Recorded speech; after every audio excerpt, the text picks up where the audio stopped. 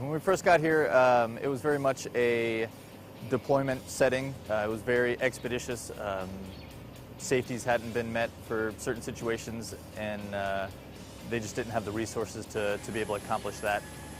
We've been actively trying to fix the AO and improve the AO and work with the appropriate NATO allies to increase not only our capabilities but theirs as well. Okay, so the unit we replaced, I believe they had 2 Blackhawks. We brought a package of 5. Obviously, the support required for 5 is greater than 2, bringing half a company. So we've had a lot of challenges as to what was left behind as far as POL parts and support equipment. So at the 90-day point, we've got a pretty good situation going on as far as everyone's kind of fell into their roles, got in a good battle rhythm. Everyone's tracking what they need to do, everything's running smoothly. We've got a good supply of parts, POL, everything is, all the support equipment we need is operational, and we're building up the SSA, getting more parts that we need in the tech supply, replenishing tech supply, so we can keep our aircraft fully operational. The whole operation from the start, putting the aircraft on boats and getting them over and unfolding them in 2 days and having them prepared to launch, and then crossing borders over, coming here. We self-deployed as a company. Due to the distance that we're expected to be able to operate in, we have to do CEFS qualifications, which is the tanks on the aircraft that allow us to fly longer distances, and our company is at 100% on CEFS quals. So every crew chief we have is qualified on CEFS. And the mission we just performed, we were able to launch, to Israel in support of a mission down there and complete the mission and launch back. And it hasn't been 24 hours, and we've already got 2 aircraft that are ready to fly, and we'll be 100% as a company to perform missions tomorrow.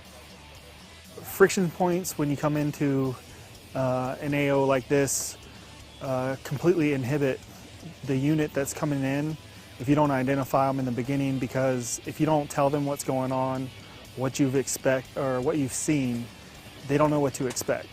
They don't come with a plan, they've got to develop a plan, which just takes more man-hours away from the fight.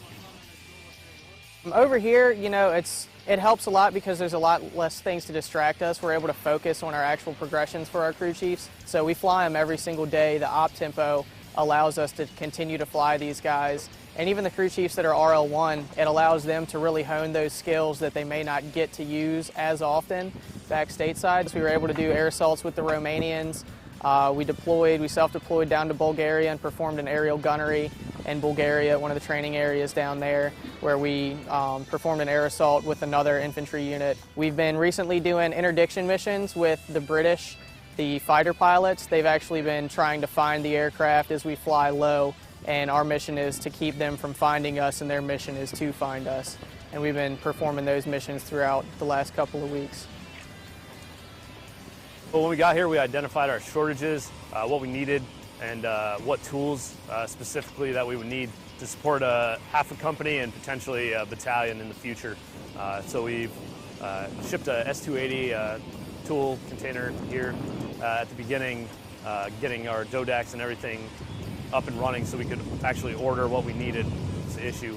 We've resolved a lot of that. We've continued to expand our footprint and try and identify, as we come across problems, ways to solve them, what we're going to need, and what equipment we would need for a larger element when the battalion does move here.